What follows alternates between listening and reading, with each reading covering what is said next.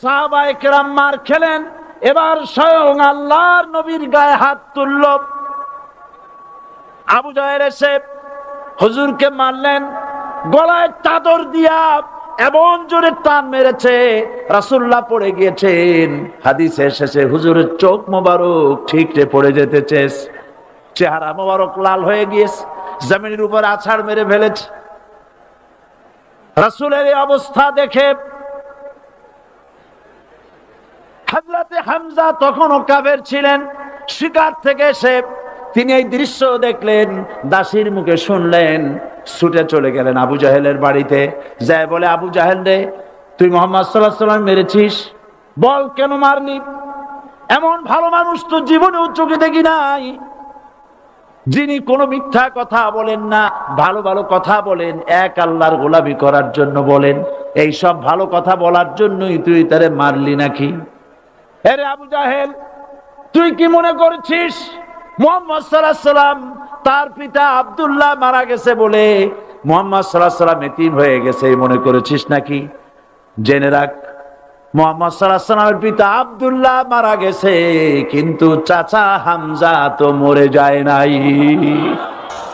হাতের ধনুক দিয়া এমন জোরে আঘাত মারলেন, আবু জাহেলের মাথা ফেটে রক্ত ফিনকি দিয়ে বেরিয়ে এলো। হযরতে হামজা ঘরে ফিরে এসে রাসূল কারীম সাল্লাল্লাহু আলাইহি ওয়াসাল্লামের মস্তক মোবারক কোলে উঠায় নিলেন আর বললেন, বাবা, তোমাকে মেরেছে বলে আমি আবু জাহেলের মাথাটা ফাটাই দিয়ে আসছি, তুমি খুশি হও। হুজুর বলছেন, চাচা, কার মাথা ফাটাইছো এইটা বলে আমারে খুশি করতে পারবা না। হযরতে হামজা বলেন, তুমি কি হলে খুশি হবে? হুজুর বলেন, হামজা চাচা গো, আমি খুশি হব যদি একটিবার চাচা তোমার মুখে শুনতে পাই ঈমানের কালেমা। হযরতে হামজা বলেন, মুহাম্মদ সাল্লাল্লাহু আলাইহি ওয়াসাল্লাম, আমি বুঝতে পেরেছি তুমি কোন সাধারণ মানুষ নয়। সাধারণ মানুষ হলে পরে তুমি প্রতিশোধে বিশ্বাসী হতে, খুশি হতে। প্রতিশোধে বিশ্বাসী হও নাই, তুমি অবশ্যই আল্লাহর নবী, কোন সন্দেহ আমার নাই। তুমি সাক্ষী থাকো, আমি পড়ে নিলাম, লা ইলাহা ইল্লাল্লাহু মুহাম্মাদুর রাসূলুল্লাহ। দুনিয়ার সমস্ত পয়গম্বর অত্যাচারিত হলেন, শুধু তাই নয়, বিশ্ব নবী, আখেরি জামানার পয়গম্বর নবী মুহাম্মদ রাসূলুল্লাহ সাল্লাল্লাহু আলাইহি ওয়াসাল্লাম জাতির কাছে আসলেন। তিনি এসে বললেন, ইয়া আইয়ুহান নাস কুলু লা ইলাহা ইল্লাল্লাহ। প্রথম দাওয়া। শুনছেন কথা? রাসূলুল্লাহ বলছেন, ও জাতি, আমার রাসূল তো মক্কার রাসূল না শুধু, মদিনার রাসূল না শুধু, আরবি ভাষা ভাষীদের রাসূল না শুধু, আমার নবী কি নবী? চিল্লায় বলেন।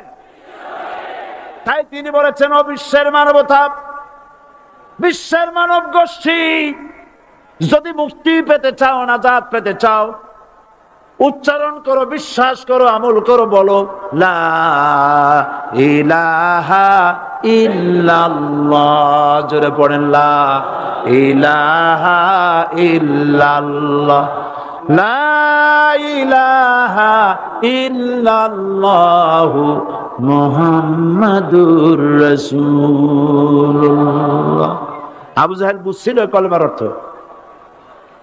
কথা বলেন না কেন? আবু জাহেল বুঝছিল? উতবা, সাইবা, মুগিরার গোষ্ঠীরা বুঝছিল? বুঝেছে। তারপরে তারা চিন্তা করলো যে সর্বনাশ করছে, লা ইলাহা, কোন ইলাহ নাই, আইনদাতা নাই, বিধানদাতা নাই, তাহলে আমরা কি ঘরে বসে বসে কি করব? উনি নতুন একজন ইলাহ নিয়ে আসছে, আল্লাহ ছাড়া কোন ইলাহ নাই, তাহলে আমাদের কাজটা কি? প্রথমে তারা চেষ্টা করলো যে একটু দেখি নরম নরম ভাবে হয় নাকি। চলে গেল আবু তালেবের কাছে, আসে না দিছে, বললো, আবু তালেব, তুমি তো কুরাইশদের নেতা, তোমার ভাইয়ের ছেলে কয়টাই কি? আশ্চর্যজনক কথা, লা ইলাহা ইল্লাল্লাহ, আল্লাহ ছাড়া কোন ইলাহ নাই, তা আমরা করব কি? তোমার ভাতিজাকে বুঝাও লা ইলাহা ইল্লাল্লাহ দাওয়াত বন্ধ করে দিক, এর বিনিময়ে টাকা লাগে টাকা দেব, সোনা লাগে সোনা দেব, যত সুন্দরী মেয়ে চায় তাও দেব, নেতৃত্ব চায় তাও দেব, তবু যেন কালেমার দাওয়াত না দেয়। আসিনে কা হাদিসে আছে কিনা? নবীজি যখন বাড়ি ফিরলেন, চাচা আবু তালেব নিজের কলিজার টুকরা সন্তান হযরত জাফর আলীর চাইতে তিনি ভালোবাসতেন কলিজার মতো করে মুহাম্মদ সাল্লাল্লাহু আলাইহি সাল্লামকে। বলছে, বাবা এমন কথা কেন বলো যাতে লোকেরা খেপে যায়? এই কথাগুলি বলো না, ওরা আমার কাছে এই সব প্রস্তাব দিয়ে গিয়েছে। রাসূলুল্লাহ প্রস্তাব শুনে এগ্রি করলেন। জি, আমার নবী বলেন, ও আমার চাচা আবু তালেব, প্রস্তাবকারীদেরকে শুনিয়ে দিন। হুজুরের সাথে তখন অনেক লোকজন, নাকি অনেক অস্ত্রপাতি, কিচ্ছু নাই, আল্লাহর শক্তি ছাড়া কিছুই না। আমার নবী বলেন, ও আমার চাচা আবু তালেব, প্রস্তাবকারীদেরকে শুনিয়ে দেন। যেটা দেওয়া সম্ভব সেটা তো দূরের কথা, যেটা দেওয়া সম্ভব নয় তাও যদি তারা দিতে পারে আমার এই, যেমন আকাশের সূর্যটা ধরে এনে ওরা যদি আমার ডান হাতে তুলে দেয়, আকাশের পূর্ণিমার চাঁদটা ধরে যদি বাম হাতে আমার তুলে দেয়, এর বিনিময়ে এক মুহূর্তের জন্য তাওহীদের দাওয়াত আমি বন্ধ করে দেব না। সুবহানাল্লাহ।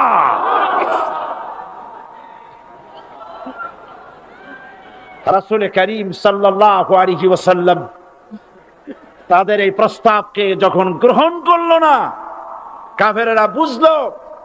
আমি আগেই বলেছি 3 শ্রেণীর লোক বাধা দিয়েছে। কয় শ্রেণী? প্রথম শ্রেণী কি? রাষ্ট্র শক্তি, তাদের হাতে অস্ত্রপাতি তো খুব শক্তি, আর তারা একবার ক্ষমতায় যায় ওরা মনে করে এই ক্ষমতা থেকে আমাদেরকে কেউ নামাইতে পারবে না। বিংশ শতকের শ্রেষ্ঠ মুজাদ্দিদ আল্লামা সৈয়দ আবুদুল্লাহ মওদুদী রাহমাতুল্লাহ আলাইহি তিনি এক জায়গায় লিখেছেন, স্বৈরাচারীরা তার পতনের সমস্ত ছিদ্র বন্ধ করে, কিন্তু একটা ছিদ্র বন্ধ করতে পারে না, মনের ভুলে সে ছিদ্রটা থেকেই যায়, যেই ছিদ্র দিয়ে আসলে তার পতনটা হবে। ক্ষমতায় গিয়ে মনে করে চিরকাল ক্ষমতায় থাকবো। ভারতের প্রধানমন্ত্রী পণ্ডিত জওয়াহরলাল নেহেরু রাঁচি পাগলা গারদে গিয়েছেন, মেন্টাল হসপিটাল। পাগলেরা নেহেরুকে দেখে আশ্চর্য হয়ে গেছে, এত সুন্দর মানুষ, মাথায় কিস্তি টুপি, গায়ে শেরওয়ানি, মুসলমানি ড্রেসই আলাদা। যদিও তিনি হিন্দু ছিলেন, পরেছেন মুসলমানি ড্রেস। শেরওয়ানি কাদের পোশাক? কাদের পোশাক? সাথে ছড়ি নিয়ে হাঁটা, স্টাইল করে, সুন্দর পাজামা, সুন্দর টুপি, সুন্দর সাজসজ্জা করে, মুসলমানদের ড্রেস। এই ড্রেস পরে তিনি গিয়েছেন, সব সময় যে ড্রেস তিনি পরতেন। পাগলেরা জিজ্ঞেস করছে, তুমি কে গো? উনি বলছেন, আমারে চেনো নাই? আমি ভারতের প্রধানমন্ত্রী পণ্ডিত জওয়াহরলাল নেহেরু। পাগলেরা বলছে, ও সেই কথা। আমরাও যখন হসপিটালে আসছিলাম এই তোমার মতো লম্বা লম্বা কথা আমরাও বলছি, থাকো আমাদের সাথে কিছুদিন, তোমার মাথাও ঠান্ডা হয়ে যাবে। ক্ষমতায় যারা থাকে, ক্ষমতার মোহে চতুর্দিকে অন্ধকার দেখে, মনে করে আমার পতন আর হবে না। কিন্তু তোমাকে বধিবে যে গোকুলে বাড়ি শেষে। গাড়ির চাকা সব সময় উপরে থাকে না, গাড়ির চাকা সব সময় উপরে থাকলে গাড়ি তো চলবেই না। গাড়ির চাকা ঘোরে বলেই তো গাড়ি চলে। সুতরাং এই উপরে, তোমার চাকা উপরে এখন আছে বলে, তোমার দলের চাকা উপরে আছে বলে যারা মানুষের উপরে জুলুম করছো, আলেমদেরকে ধরতেছো, মুসল্লিদেরকে ধরে ধরে জেলে ঢুকাচ্ছ, সময় আসবে এমন ইন্দুরের গর্ত অপমানা পালাবার জন্য।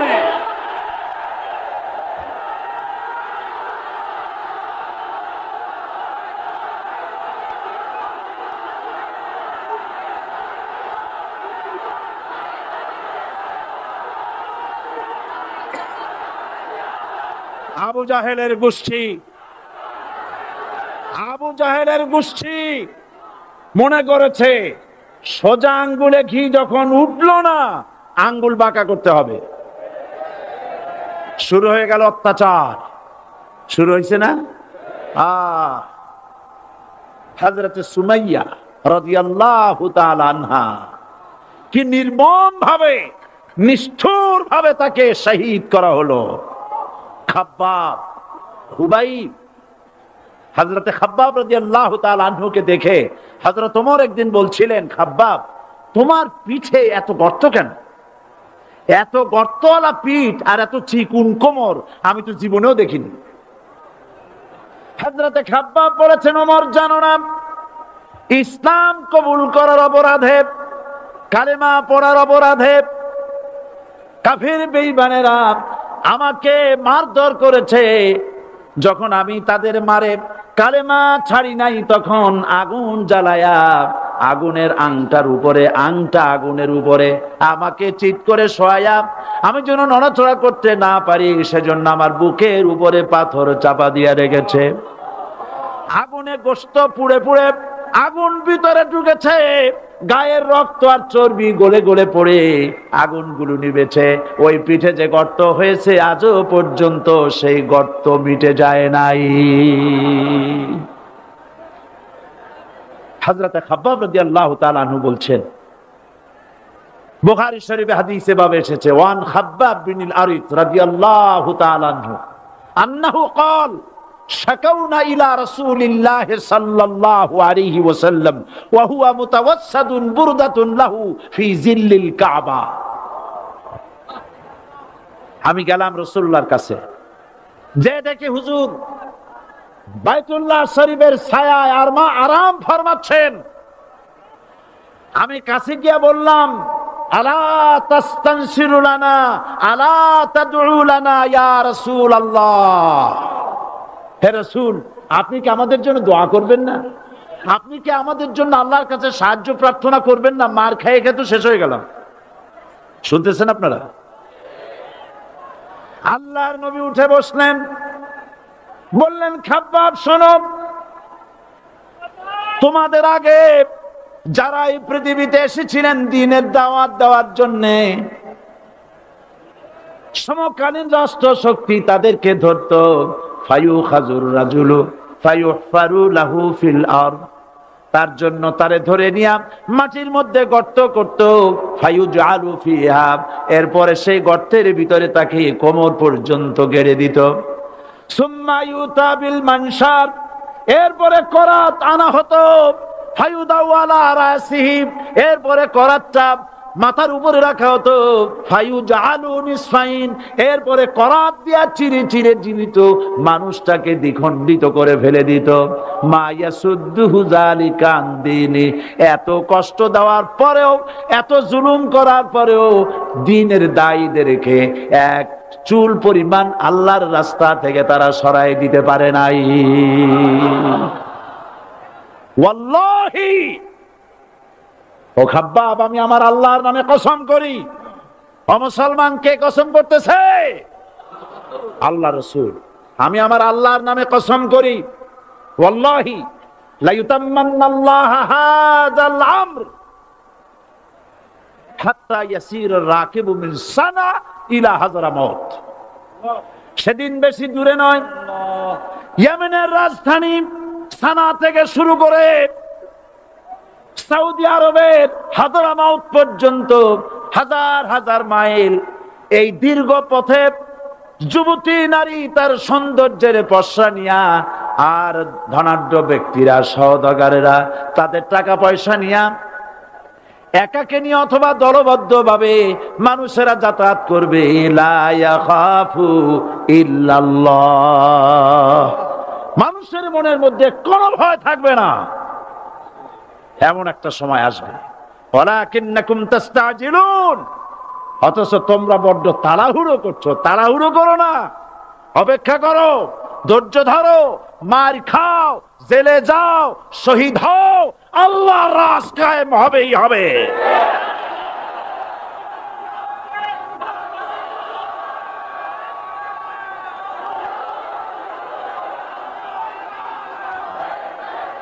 বিল্ডিং থেকে শিক্ষা গ্রহণ করুন, বিল্ডিং, ইমারত, দালান থেকে শিক্ষা গ্রহণ করুন। এই যেটা দালান আছে না পাশে, দেখতে পাচ্ছেন? এই দালান কি দিয়ে তৈরি করা হয়েছে বলেন? ইট। সমস্ত ইটেরা যদি ধর্মঘট করত, আমরা কেউ মাটির তলায় যাব না, কেউ আমরা আগুনে পুড়ে ঝামা হব না, পিক হব না, কেউ আমরা টুকরা টুকরা হব না, সবাই থাকবো উপরে উপরে, তাহলে কি দালান হইতো নাকি? এই বিল্ডিং নির্মাণ করতে গিয়া ইটের যে স্যাক্রিফাইস, হাজার হাজার ইটকে পিক হতে হয়েছে, পুড়ে যেতে হয়েছে, খোয়া হতে হয়েছে, ভেঙে টুকরা টুকরা হয়ে 50 ফিট মাটির নিচে যেতে হয়েছে, তারপরে ইমারত গঠন হয়েছে, সুন্দর দালান তৈরি হয়েছে। যারা ইসলামী শাসন চান, আল্লাহর দ্বীনকে বিজয়ী দেখতে চান, তাদেরকে অসংখ্য মানুষকে পোড়াইটের মতো জেলখানায় পুড়ে পুড়ে মরতে হবে, অসংখ্য মানুষকে ফাঁসির কাস্টে ঝুলতে হবে, গায়ের রক্ত দিতে হবে, শহীদ হতে হবে, তারপরে ইসলামের ইমারতটা কায়েম হয়ে যাবে। শায়ের কবি কি সুন্দর করে বলছেন, কবি সুন্দর করে বলছেন, ये शहादत गाहे उल्फत में कदम रखना, ये शहादत गाहे उल्फत में कदम रखना, लोग समझते हैं आसा है मुसलमान होना। মানুষেরা মনে করে মুসলমান হওয়া খুব সহজ জিনিস। না, মুসলমান হওয়ার অর্থ হলো শাহাদাতের ঈদগাহে শামিল হয়ে যাওয়া। সাহাবায়ে কেরাম মার খেলেন, এবার স্বয়ং আল্লাহর নবীর গায়ে হাত তুলল। আবু জাহেল এসে হুজুরকে মারলেন, গলায় চাদর দিয়া এমন জোরে টান মেরেছে, রাসূলুল্লাহ পড়ে গিয়েছেন। হাদিসে এসেছে হুজুরের চোখ মোবারক ঠিকরে পড়ে যেতেছে, চেহারা মোবারক লাল হয়ে গিয়েছে, জমিনের উপর আছাড় মেরে ফেলেছে। রাসূলের এই অবস্থা দেখে হযরতে হামজা তখনও কাফের ছিলেন, শিকার থেকে এসে তিনি এই দৃশ্য দেখলেন, দাসীর মুখে শুনলেন, ছুটে চলে গেলেন আবু জাহেলের বাড়িতে। যায় বলে, আবু জাহেল রে, তুই মুহাম্মদ সাল্লাল্লাহু আলাইহি ওয়াসাল্লাম মেরেছিস, বল কেন মারলি? এমন ভালো মানুষ তো জীবনেও চোখে দেখি নাই, যিনি কোনো মিথ্যা কথা বলেন না, ভালো ভালো কথা বলেন, এক আল্লাহর গোলামি করার জন্য বলেন। এই সব ভালো কথা বলার জন্যই তুই তারে মারলি নাকি? আরে আবু জাহেল, তুই কি মনে করছিস মুহাম্মদ সাল্লাল্লাহু আলাইহি ওয়াসাল্লাম তার পিতা আব্দুল্লাহ মারা গেছে বলে মুহাম্মদ সাল্লাল্লাহু আলাইহি ওয়াসাল্লাম এতিম হয়ে গেছে মনে করেছিস নাকি? জেনে রাখ, মুহাম্মদ সাল্লাল্লাহু আলাইহি ওয়াসাল্লামের পিতা আব্দুল্লাহ মারা গেছে, কিন্তু চাচা হামজা তো মরে যায় নাই। হাতের ধনুক দিয়া এমন জোরে আঘাত মারলেন, আবু জাহেলের মাথা ফেটে রক্ত ফিনকি দিয়ে বেরিয়ে এলো। হযরতে হামজা ঘরে ফিরে এসে রাসূল করিম সাল্লাল্লাহু আলাইহি ওয়াসাল্লামের মস্তক মোবারক কোলে উঠায় নিলেন আর বললেন, বাবা, তোমাকে মেরেছে বলে আমি আবু জাহেলের মাথাটা ফাটাই দিয়ে আসছি, তুমি খুশি হও। হুজুর বলছেন, চাচা, কার মাথা ফাটাইছো এইটা বলে আমারে খুশি করতে পারবা না। হযরতে হামজা বলেন, তুমি কি হলে খুশি হবে? হুজুর বলেন, হামজা চাচা গো, আমি খুশি হব যদি একটিবার চাচা তোমার মুখে শুনতে পাই ঈমানের কালেমা। হযরতে হামজা বলেন, মুহাম্মদ সাল্লাল্লাহু আলাইহি ওয়াসাল্লাম, আমি বুঝতে পেরেছি তুমি কোন সাধারণ মানুষ নয়। সাধারণ মানুষ হলে পরে তুমি প্রতিশোধে বিশ্বাসী হতে, খুশি হতে। প্রতিশোধে বিশ্বাসী হও নাই, তুমি অবশ্যই আল্লাহর নবী, কোনো সন্দেহ আমার নাই। তুমি সাক্ষী থাকো, আমি পড়ে নিলাম, লা ইলাহা ইল্লাল্লাহু মুহাম্মাদুর রাসূলুল্লাহ। জোরে পড়ে, লা ইলাহা ইল্লাল্লাহু মুহাম্মাদুর রাসূলুল্লাহ। ঘাবড়াবার কারণ নাই। এর অর্থ এই নাই যে আপনারা কালেমার দাওয়াত দিবেন আর রাষ্ট্রশক্তি আপনারে পিটাইতেই থাকবে, আপনার কোনদিন আপনার সুদিন ফিরে আসবে না। বিষয়টা কি এমন না? আমার আল্লাহর ওয়াদা শুনুন, ওয়ালা তাহিনু ওয়ালা তাহজানু ওয়া আনতুমুল আলাউনা ইন কুনতুম মুমিনিন। মুমিন যদি হও আমি তোমাদেরকে বিজয় দান করব। সুবহানাল্লাহ বলেন। আজ যদি আমাদের উপরে বিপদ এসে থাকে তাহলে তার একমাত্র কারণ পূর্ণাঙ্গ ঈমানের অভাব আমাদের মধ্যে রয়েছে, ঠিক কিনা? আজ পৃথিবীতে সব থেকে মার খায় কারা? চিল্লায় বলো। আলজেরিয়ায় কারা? বসনিয়ায় কারা? চেচনিয়ায় কারা? প্যালেস্টাইনে কারা? প্যালেস্টাইনের মুসলমানদেরকে মারি মেরে শেষ করে দিল। দেখছেন ছবিতে না দেখেন না? প্যালেস্টাইনের মুসলমানদের যে কে যখন মারা হচ্ছে, বাংলাদেশের প্রধানমন্ত্রী তখন আমেরিকায় ক্লিনটনের সঙ্গে কথা বলতেছেন। তিনি ক্লিনটনের কাছে তার পিতৃ হত্যার জন্য দায়ী সাজাপ্রাপ্ত 3 জন ব্যক্তিকে ফেরত চাচ্ছিলেন। আমার দৃষ্টিতে এটা কোনো অপরাধ নয়। সন্তান তার পিতার প্রতি আকর্ষণ থাকবে। আমার আপত্তি সেখানে আপনি প্রধানমন্ত্রী শুধু শেখ পরিবারের প্রধানমন্ত্রী নন, শুধু আওয়ামী লীগের প্রধানমন্ত্রী হওয়া উচিত নয় আপনার। আপনি পৃথিবীর দ্বিতীয় বৃহত্তম বাংলাদেশের 12 কোটি মুসলমানের প্রধানমন্ত্রী। পিতৃ হত্যার আসামি ফেরত চাইলেন, কিন্তু বিল ক্লিনটনের আশ্রয় প্রশ্রয় লালিত পৃথিবীর অসভ্য জাতি সন্ত্রাসী ইহুদিরা প্যালেস্টাইনের মুসলমানদেরকে পাখির মতো গুলি করে হত্যা করছে। আপনি কেন জবাব চাইলেন না?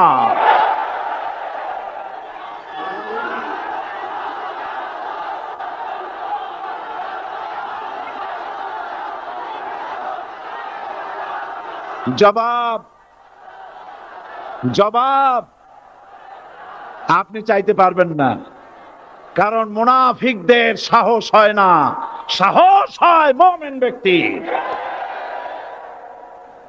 বিল ক্লিনটনকে বলা দরকার ছিল, এই ইসরায়েলকে তোমরাই বসিয়েছো, মধ্যপ্রাচ্যের বিষ ফোড়ায় পরিণত করেছো তোমরা। তবে হ্যাঁ, যুরিবাত আলাইহিমুয যিল্লাতু ওয়াল মাসকানা ওয়া বাউ বিগাদাবিন মিনাল্লাহ। আল্লাহর গজব আসবে, ইহুদিরা পৃথিবী থেকে নিশ্চিহ্ন হবেই হবে ইনশাআল্লাহ।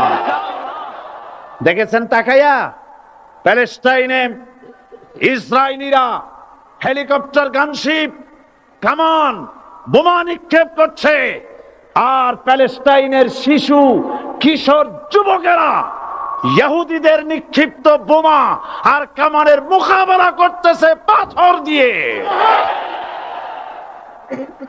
আমি আমার অন্তরের অন্তঃস্থল থেকে ধন্যবাদ জানাই, মোবারকবাদ জানাই খালিদ বিন ওলীদের উত্তরসূরি, খাব্বাব খোবাইবের উত্তরসূরি প্যালেস্টাইনের ওই সব যুবকদেরকে যারা কাফের বেঈমান ইহুদিদের মোকাবেলা করতেছে ইট আর পাথর দিয়ে।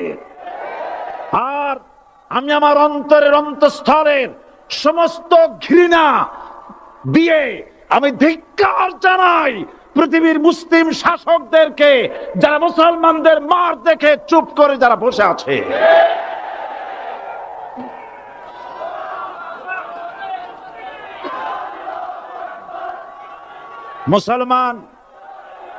মুসলমান যদি মুসলমানের মতো হয়, 10 জন যথেষ্ট। কয়জন যথেষ্ট? কোথায় আছে কথা? আল্লাহ পাক কোরআন শরীফের মধ্যে বলেছেন, একজন যদি হও ইমানদার মুত্তাকি 10 জনের উপরে বিজয়ী হবে। 10 জন যদি হও 100-র উপরে বিজয়ী হবে। 100 যদি হও 1000-এর উপরে বিজয়ী করব। জোরে বলেন সুবহানাল্লাহ। কবি বলতেছেন, ফিজায়ে বদরে পয়দা কুন ফেরেশতে তেরি নুসরত কো উতার সকতে গর্দু সে কাতার আন্দার কাতার আবি। বদরের মুসলমানদের মতো ঈমান আনো, তাহলে আকাশ থেকে কাতারে কাতারে ফেরেশতা নাজিল করে দিয়ে আল্লাহ পাক তোমাদেরকে সাহায্য করবেন। সুবহানাল্লাহ। সে আল্লাহ আছে না নাই? জোরে বলেন, আছে না নাই?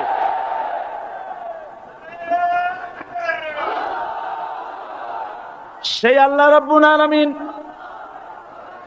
কোরআনে কারীমের ভিতরে আয়াতুল কুরসির মধ্যে বলে দিয়েছেন, আল্লাহু লা ইলাহা ইল্লা হুয়াল হাইয়ুল কাইয়্যুম।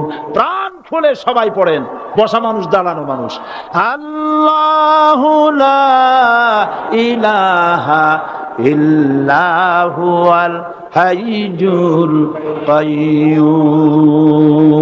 আল্লাহ রাব্বুল আলামিন, তিনি ছাড়া কোনো ইলাহ নাই, তিনি সার্বভৌমত্বের মালিক, কেউ নাই আল্লাহ ছাড়া।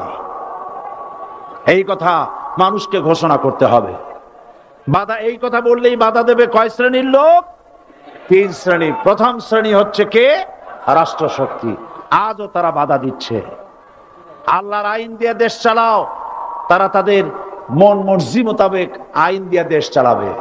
আল্লাহ পাক বলছেন, আলা আলাহুল খালকু ওয়াল আমরু, সৃষ্টি যার, আইন চলবে তার। কারো বাবার আইন চলতে পারে না, নিজেদের তৈরি করা আইন চলবে না। ইনিল হুকমু ইল্লা লিল্লাহ, একমাত্র আইন চলবে কার? এই আইন রাসূল করিম সাল্লাল্লাহু আলাইহি ওয়াসাল্লাম মদিনায় কোরআন দিয়ে প্রতিষ্ঠিত করেছিলেন। আল্লাহর বিধান, আল্লাহর সার্বভৌমত্ব কায়েম করেছিলেন। কোরআন সংবিধান হলো, চুরি বন্ধ হলো, ডাকাতি বন্ধ হলো, জেনা বন্ধ হলো, হত্যা বন্ধ হলো, ধর্ষণ বন্ধ হলো, সব কিছু বন্ধ হয়ে গিয়ে মুসলমানেরা শান্তি লাভ করলো, পৃথিবীর মানুষ শান্তি লাভ করলো। সুবহানাল্লাহ বিহামদিহি। আজ মুসলমানেরা শত্রু চেনে না, বন্ধু চেনে না। বন্ধুকে বানায়েছে শত্রু, শত্রুকে বানায়েছে বন্ধু। কে বন্ধু কে শত্রু চিনাই দিবেন কে? আল্লাহ। বলেন কে দিবেন? আল্লাহ রাব্বুল আলামিন কোরআনে কারীমের মধ্যে পরিষ্কার করে বলেছেন, লাতাজিদান্না আশাদ্দান নাসি আদাওয়াতান লিল্লাযীনা আমানুল ইয়াহুদা ওয়াল্লাযীনা আশরাকু। আল্লাহ পাক বলছেন, হে রাসূল, মানুষের ভিতরে 2টা শ্রেণী মুমিনদের জন্য সব থেকে জঘন্য দুশমন। কয়টা শ্রেণী? 2টা। একটা হলো ইহুদ আর একটা হলো মুশরিক। একটা হলো ইহুদি আর একটা হলো মুশরিক। এটা হলো তোমাদের দুশমন।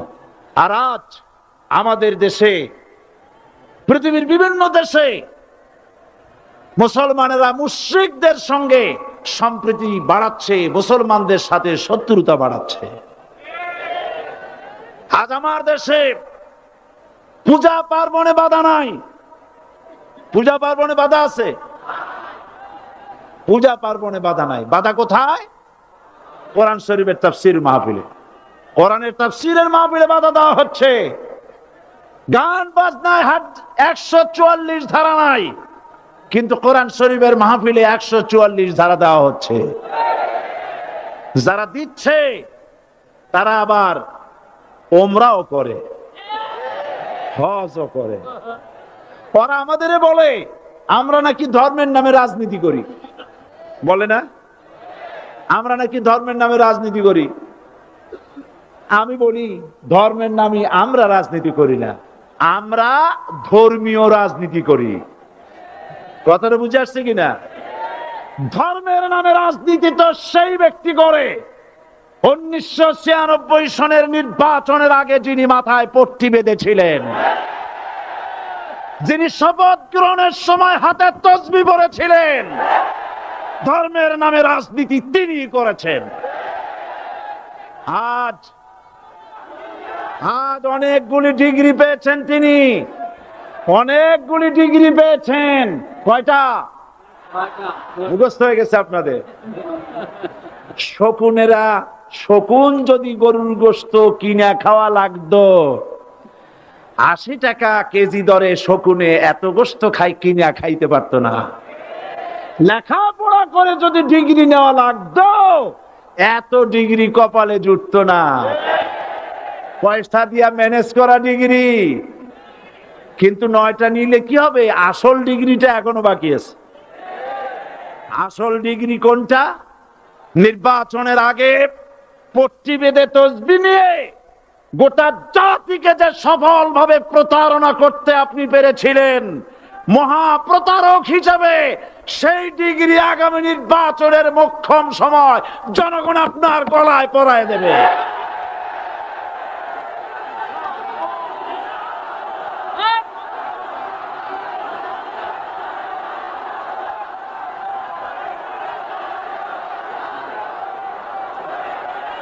সুতরাং ধর্মের নামে রাজনীতি নয়, আমরা ধর্মীয় রাজনীতি করি, আমরা এই কোরআনের রাজনীতি করি।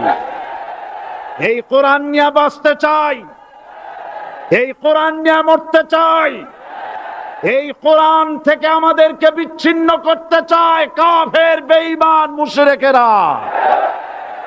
ও আমার জাতি, কোরআন থেকে যারা বিচ্ছিন্ন করতে চায়, তোমরা কি তাদের বিরুদ্ধে জিহাদের জন্য প্রস্তুত থাকবে? এত বড় মাহফিল জীবনে আর একটা পাবো নিশ্চয়তা আছে কি? জোরে বলেন আছে? আজ আমাকে কথা বলতেই হবে ইনশাআল্লাহ, কারণ আগামীতে আবার আপনাদের সাথে দেখা হবে কিনা আমি জানি না। কথা বলতেই হবে। বসেন, কেউ দাঁড়িয়ে থাকবেন না। আমি দেখতে পাচ্ছি বাংলাদেশের ভাগ্য আকাশে উত্তর গগনে কালো মেঘ জমা হয়েছে, ঝড়ের পূর্বাভাস লক্ষ্য করছি। যদি মোকাবেলা করতে না পারেন সক্ষম ভাবে, এমন অন্ধকার গাঢ় কালো অমাবস্যার রাত আসতে পারে যার সুবে সাদে খাওয়া অসম্ভব। সুতরাং আপনারা কি কাপুরুষের মতো কাফের মুশরিকদের গোলামি করে মরতে চান? বিড়ালের মতো 500 বছর বেঁচে থাকার কোনো লাভ নাই। সিংহের মতো 1 ঘন্টা বাঁচতে চাই। আমাদেরকে বলা হয় সাম্প্রদায়িক উস্কানিমূলক কথা নাকি আমি বলি। পত্রপত্রিকা দিছে না তারা? সাম্প্রদায়িক উস্কানি কথা, সাম্প্রদায়িক উস্কানিমূলক কথা বলি, সেই জন্যই বোধহয় শত শত মুসলিম আমাদের কাছে এসে মুসলমান হয়।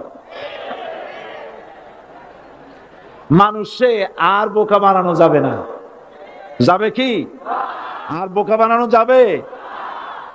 তারপর বলছে কি? এরপরে বলছে, আমাকে বলছে রাজাকার।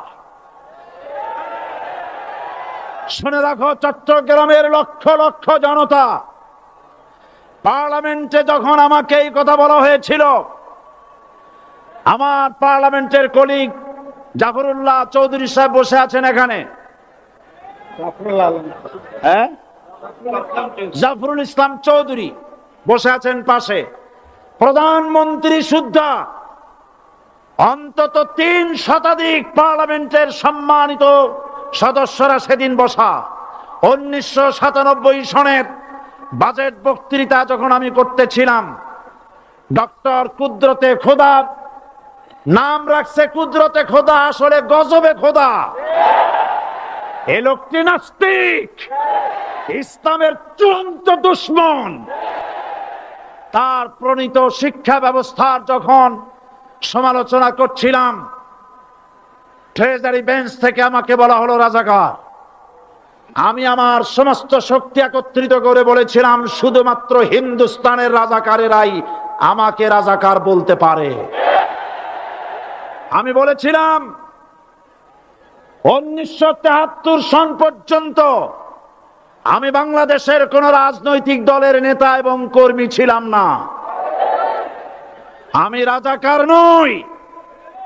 আমাকে রাজাকার বলে যদি তাকেও প্রমাণ করতে না পারে, 10 কোটি টাকার মানহানি মামলা দায়ের করব। আমার এই বক্তব্য সারা দুনিয়া শুনেছে। পার্লামেন্টে আমার এই বক্তব্য রেকর্ড হয়ে আছে। সেদিন 3 শতাধিক পার্লামেন্ট মেম্বারের কেউ আমার চ্যালেঞ্জ গ্রহণ করেন নাই। যে কোনো ব্যক্তি পার্লামেন্টে গিয়ে আমার বক্তৃতা দেখে আসতে পারেন। এরপরে 1997 সনের 7ই অক্টোবর দৈনিক জনকণ্ঠ পত্রিকা যখন আমার বিরুদ্ধে লিখলো, সেই পত্রিকায় সাঈদীর ওপেন চ্যালেঞ্জ 8ম পাতা 1997 7ই অক্টোবর, এত বড় 2 কলামে হেডিং। সেখানে আমি বলেছি, বাংলাদেশের সকল সাংবাদিক, গোয়েন্দা বিভাগ, বাংলাদেশের সকল বুদ্ধিজীবীকে আমি আমার পিরোজপুরে আমন্ত্রণ করছি। আমার উপস্থিতিতে যদি কেউ প্রমাণ করতে পারে বাংলাদেশের স্বাধীনতা যুদ্ধের বিরুদ্ধে আমার কোনো ভূমিকা ছিল, সজ্ঞানে স্বেচ্ছায় জাতীয় সংসদের সদস্য পদ থেকে পদত্যাগ করব। 3 বছর পার হয়ে গেছে, আজ পর্যন্ত কেউ এই চ্যালেঞ্জের মোকাবেলা করে নাই। সুতরাং আমাকে যারা রাজাকার বলবে তারা পিতৃ পরিচয়হীন অবৈধ সন্তান। 1971 সনের, শোনো মুসলমানেরা, 1971 সনের কোন কাদা সাঈদীর গায়ে লাগে নাই। আমাকে রাজাকার বলে জনগণ থেকে বিচ্ছিন্ন করবা, জনগণ থেকে আমারে বিচ্ছিন্ন করা যাবে না। কারণ এই জনগণ আমার জন্য আসে না, এই জনগণ আসে আল্লাহর কোরআনের জন্য।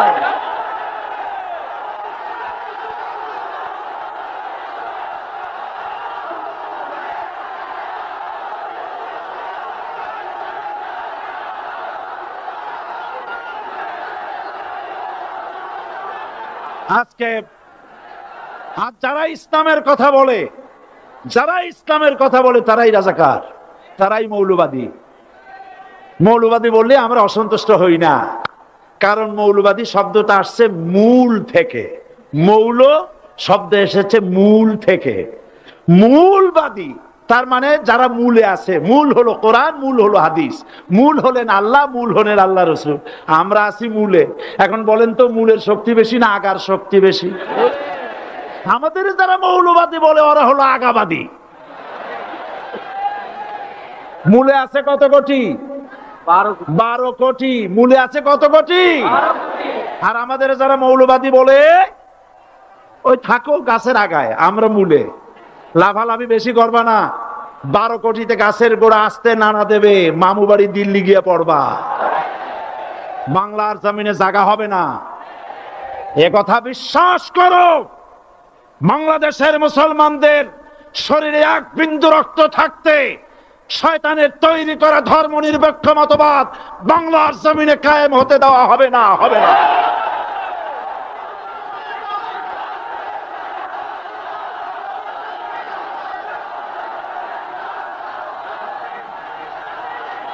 রাসূল করিম সাল্লাল্লাহু আলাইহি ওয়াসাল্লাম কোরআন প্রতিষ্ঠার জন্য আন্দোলন করেছিলেন। আয়াতুল কুরসি আমাদের সে কথাই শিখিয়েছে। আল্লাহ রাব্বুল আলামিন বলেন, আল্লাহু লা ইলাহা ইল্লাহু আল হাইয়ুল কাইয়ুম। প্রাণ খুলে পড়েন, আল্লাহু লা ইলাহা ইল্লাহু আল হাইয়ুল কাইয়ুম। আল্লাহ হচ্ছেন তিনি, যিনি ছাড়া কোনো ইলাহ নাই, আইনদাতা নাই, বিধানদাতা নাই। আমরা মানুষের তৈরি করা আইন মানি না। 12 কোটি মুসলমানের দেশে আইন তৈরি করবে মানুষ, আমরা মানব না। পার্লামেন্টে তৈরি হতে হবে কোরআন দিয়ে, পার্লামেন্টে আইন তৈরি হতে হবে কোরআন দিয়ে। সুতরাং ভয় যতই পান আর যতই ষড়যন্ত্র করেন, 4 দল যখন একত্রিত হয়েছে, ঐক্যবদ্ধ থাকবে, সরকার ঐক্যবদ্ধভাবে গঠন হবে, নির্বাচন ঐক্যবদ্ধভাবে হবে এবং কোরআন হবে, আল কোরআনের পার্লামেন্ট হবে বাংলাদেশে।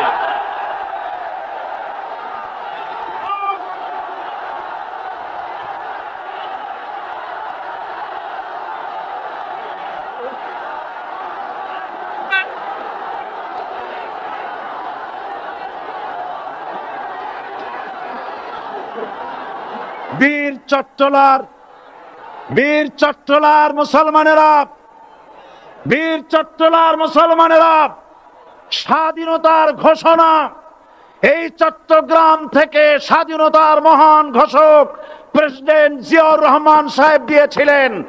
এই চট্টগ্রাম থেকেই ইসলামী রাষ্ট্রের ঘোষণা হবে।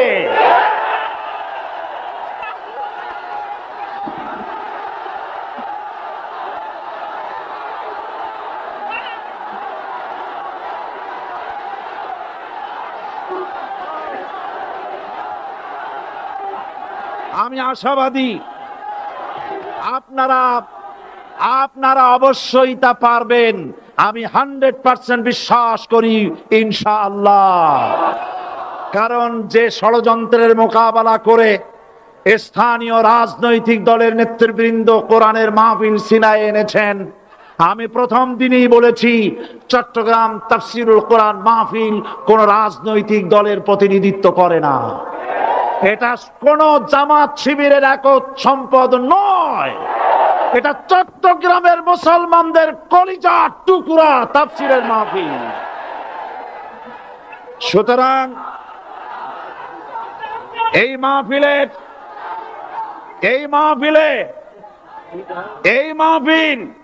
চট্টগ্রামে থাকবে ইনশাআল্লাহ কিয়ামত পর্যন্ত। 144 ধারা 288 হয়ে গেছে, ষড়যন্ত্র পায় পায় চলে গেছে। আমি ওই সব ছেলেদের বলি, সরকারি দলের ছাত্র হইয়া মুসলমানদের বিপক্ষে যাইও না। এদেশের ভাগ হয়ে গেছে দুটো শিবির, বোঝাই যাচ্ছে। একদিকে ভারতের পা চাটা গোলাম নাস্তিক মোরতাদ শ্রেণীর বুদ্ধিজীবী এবং তাদের মদতপুষ্ট সরকার, আর একদিকে ইসলামী শক্তি, ইসলামী দল আর দেশ প্রেমিক জাতীয়তাবাদী শক্তি। একদিকে হিমালয় পাহাড় আর একদিকে সূচো ইঁদুর। আল্লাহ বিজয় দেবে মুসলমানদের। কাদের বিজয় হবে? বাংলাদেশে কোরআনের রাজ কায়েম হোক, তাকে আপনারা চান? কারা কারা চান? দুহাত উঁচু করে দেখান। দাঁড়াবেন না, দাঁড়াবেন না।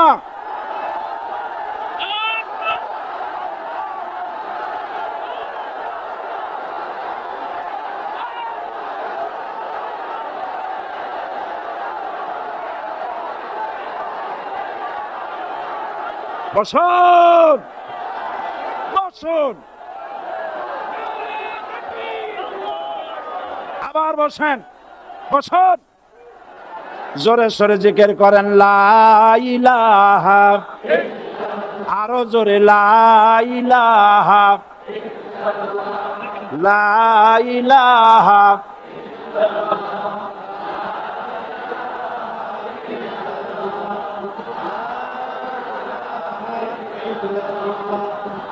লা ইলাহা ইল্লাল্লাহ, লা ইলাহা,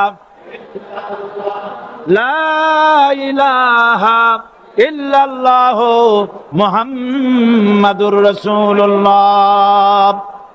যারা যেখানে দাঁড়িয়েছেন বসুন।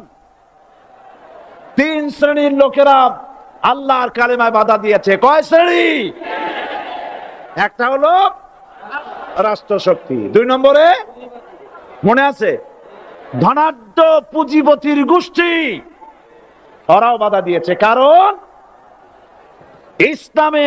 ইসলামকে বলা হয় পুঁজিবাদের আশ্রয়স্থল। নাউজুবিল্লাহ। সর্বপ্রথম ইসলাম কবুল করেছে কারা? ধনীরা না গরিবরা? কারা? গরিবেরা। সুতরাং ধনাঢ্য ব্যক্তিরা মনে করলো যে আমাদের তো সর্বনাশ হয়ে যাবে, আমরা দাস দাসী ধরে রাখতে পারবো না, আমরা মানুষকে শোষণ করতে পারবো না, যে নতুন কলেমার দাওয়াত আসছে। সুতরাং সরকারের হাতকে তারা পয়সা দিয়া শক্ত করেছে আর বলেছে যত টাকা লাগে এই লোকগুলারে ঠ্যাঙ্গান। আজও আছে কিনা? তা আছে কিনা? 3 নম্বরে বাধা দিয়েছে ধর্মের নামের এক শ্রেণীর কায়েমি স্বার্থবাদী শক্তি, যার সম্পর্কে সূরা তাওবায় আল্লাহ পাক বলেছেন ইন্না কাসীরাম মিনাল আহবারি ওয়ার রুহবান লা ইয়াকুলুনা আমওয়ালান নাস বিল বাতিল ওয়া ইয়াসুদ্দুনা আন সাবিলিল্লাহ। ইহুদি আহলে কিতাবদের মধ্যে এক শ্রেণীর বুজুর্গ ধরনের লোক, দরবেশ জাতীয় লোক, যারা নাকি মানুষের সম্পদকে বাতিল পন্থায় ভক্ষণ করে, ওয়াসুদ্দুন আন সাবিলিল্লাহ, এবং আল্লাহর রাস্তায় চলার জন্য মানুষকে বাধা প্রদান করে। রাষ্ট্র শক্তি বাধা দিয়েছে সমস্ত নবীদেরকে। কেন? নবীদের চরিত্র খারাপ? জোরে বলেন, নবীদের চরিত্র খারাপ? নবীদের চাইতে মাসুম, বেগুনাহ, উন্নত চরিত্রের মানুষ আল্লাহর আকাশের নিচে জমিনের উপরে আর হয় নাই। তোমরা যে সামনে তাদের পিছনে দৌড়াও, অমুকের সৈনিক, নেতা নেতা করে মরো, এইসব নেতা যাদের পিছনে দৌড়াও, এই নেতাগুলি, আমি জিজ্ঞেস করি আপনাদেরকে, এই নেতাগুলি জীবনে একবারও জেনা করে নাই? এ ব্যাপারে অনুসারীরা আপনারা কি নিশ্চিত? মিথ্যা কথা জীবনেও কয় নাই, প্রতারণা করে নাই, ঠাট্টা করে নাই, বিদ্রুপ করে নাই, মদ খায় নাই, মানুষ হত্যা করে নাই। কিসের নেতা? নেতা হচ্ছেন সেই ব্যক্তি যিনি বলেছেন, ও আমার স্ত্রীরা, ও আমার সাহাবীরা, রাতের আধারে আমার মধ্যে যা আচরণ দেখতে পাও, দিনের আলোতে আমার মধ্যে যা দেখতে পাও, সবগুলি খুলে খুলে মানুষের কাছে বলে দাও। তার নাম বিশ্বনবী মুহাম্মদুর রাসূলুল্লাহ সাল্লাল্লাহু আলাইহি ওয়াসাল্লাম।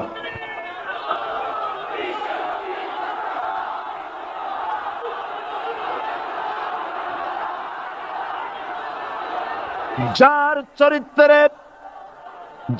চরিত্রের সার্টিফিকেট আল্লাহ রাব্বুল আলামিন নিজে দিচ্ছেন, ওয়া ইন্নাকা লাআলা খুলুকিন আযীম। নবী হে, উন্নত চরিত্রের উপরে আপনি প্রতিষ্ঠিত। সুবহানাল্লাহ। কে সার্টিফিকেট দিচ্ছেন? আযীম, আযীম। আরবিতে চওড়াকে বলা হয় আরিদ, গভীরতাকে বলা হয় আমিক। কত প্রশস্ত, যা মাপার কোনো ফিতা নাই, কত গভীর, যা মাপার কোনো যন্ত্র নাই, এইটাকে আরবিতে বলা হয় আজিম। সুবহানাল্লাহ বলতে ইচ্ছে করে না? ও নবী, তোমার চরিত্র এমন যা মাপার মতো যন্ত্র পৃথিবীতে নাই। এই সার্টিফিকেট দিলেন কে? সমস্ত নবীরাই চরিত্রবান, নবীরা মাসুম, বেগুনাহ। সুবহানাল্লাহ বিহামদিহি। সেই নবীরা মার খান নাই? খেয়েছেন কিনা বলেন? কারা মেরেছে? রাষ্ট্র শক্তি। কারা মেরেছে? কারণ নবীরা বলেছেন, লা ইলাহা ইল্লাল্লাহ। পড়েন সবাই, লা ইলাহা ইল্লাল্লাহ। আপনিও যদি নবীদের মতো, সাহাবীদের মতো বুঝা এই কলেমার দাওয়াত দেন, বাধা আসবেই। বোঝাবুঝির ব্যাপার, বুঝতেই সারলো। কত মাহফিল হয় বাংলাদেশে, হয় না? কোনো বাধা নাই, ঠিক কিনা? কত পূজা হয়, পার্বণ হয়, গান হয়, থিয়েটার হয়, গুনাগার বিবির গান হয়, কত কিছু হয়। কোনো বাধা আছে? তাফসীরের মাহফিলে বাধা। কারণ ওরা বুঝতে পেরেছে এ তাফসীরের মাহফিলে গাজীর গীত হয় না, এ তাফসীরের মাহফিলে আল্লাহর সার্বভৌমত্ব কায়েমের আন্দোলন চলে।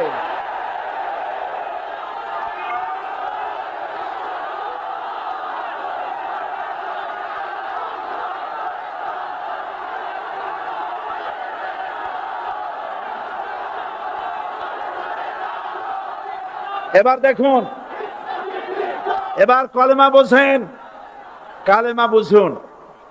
বঙ্গভবনের সামনে দাঁড়াইয়া, গণভবনের সামনে দাঁড়িয়ে আপনি যদি কালেমার জিকির করতে থাকেন, লা ইলাহা ইল্লাল্লাহ, লা ইলাহা ইল্লাল্লাহ, লা ইলাহা ইল্লাল্লাহ, লা ইলাহা ইল্লাল্লাহ। 2-1 ঘন্টা, 2-4 ঘন্টা দেখবেন অফিসাররা এসে বলবে, না জানি কোন খাজা বাবা আসছে, আসেন আসেন, নিয়ে খাইতে দেবে, হাদিয়া দেবে। যেহেতু যিনি পড়তেছেন উনি বোঝেন না কি বলতেছেন, আর যারা দাওয়াত দিয়ে নিয়ে গেল ওরা টের পায় নাই যে কি কি শুনে দাওয়াত দিতেছে। কিন্তু আপনি যদি বঙ্গভবন, গণভবন, সেক্রেটারিয়েট আর পার্লামেন্ট এর ভিতরে ঢুকে যদি বলেন, কোন মানুষের তৈরি করা আইন মানি না, কোন সরকারের সার্বভৌমত্ব স্বীকার করি না, কারো বিধান মানি না, কারো তৈরি করা আইনের সামনে মাথা নত করি না, আল্লাহ ছাড়া কারো বিধান মানি না, হাদিয়া আসবে, খাইতে দেবে, পকেটে টাকা দেবে, খাওয়াবে এক জায়গায় নিয়ে। কোন জায়গায়? লাল দালানে। বুঝাবুঝি তো পয়গম্বরেরা দাওয়াত দিয়েছেন, আয়াতুল কুরসি ফরজ নামাজ পড়িয়া দেখছি অনেকেই যে আমার বুতাম টুতাম খুলিয়া তারপরে জোরে একটা ফু দেন। অসুবিধা নাই, ফু আপনি দেন, কিন্তু কি পড়ে ফু দিচ্ছেন আপনি কি বুঝছেন কিছু? সুবহানাল্লাহ। বুঝলি কি এই চেহারা হয়? এতগুলো মানুষ লাগে নাকি বিপ্লব করতে, কালেমার রস কায়েম করতে? 313 জন মুসলমান যথেষ্ট পৃথিবীতে।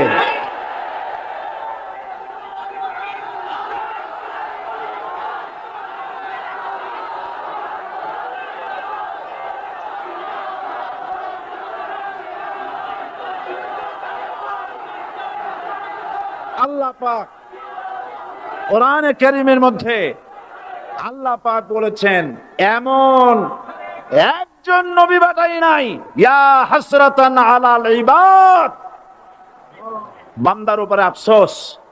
আহারে, কে বলতেছেন? আমার আল্লাহ। বলেন আমার আল্লাহ। তিনি আফসোস করছেন, আফসোস একজন পয়গম্বর এমন পাঠাইলাম না, একজন রাসূল পাঠাইলাম না যার সাথে এরা ঠাট্টা করে নাই, বিদ্রুপ করে নাই, পাগল বলে নাই, মারে নাই। আহা, অপরাধ আল্লাহর সার্বভৌমত্ব প্রতিষ্ঠার অপরাধ। হযরত ইব্রাহিম আলাইহিস সালাম তিনি যখন এই কালেমার দাওয়াত দিয়েছেন নমরুদের বিরুদ্ধে, নমরুদ বলেছে, মান আসাদ্দু মিন্না কুওয়া, আমার চাইতে শক্তিশালী আর কে আছে? আনা রব্বুকুমুল আলা, আমি তোমাদের বড় প্রভু। নাউজুবিল্লাহ। কই থেকে একটা তুমি বলছো লা ইলাহা ইল্লাল্লাহ, আমি তো ইলাহ। হযরত ইব্রাহিম আলাইহিস সালাম কি কালেমার দাওয়াত পেশ করার অপরাধে অগ্নিকুণ্ডের ভিতরে ফালাবার ব্যবস্থা হয়ে গেছে। আল্লাহ পাক সব ঘটনা কোরআনে বলে দিয়েছেন, দিয়েছেন কিনা বলেন? কেন বললেন এই সমস্ত কথা? এই জন্য বলেছেন, ফেরাউন মরে যাবে, নমরুদ মরে যাবে, কিন্তু তাদের প্রেতাত্মারা যুগে যুগে তারা বেঁচে থাকবে। আগুনের ভিতরে ফালাবার ব্যবস্থা হয়েছে। আল্লাহ পাক বলে দিয়েছেন, আমার রাস্তায় যদি চেষ্টা করো, জিহাদ করো, আমার সাহায্য তোমরা পাবে। ওয়া কানা হাক্কান আলাইনা নাসরুল মুমিনিন।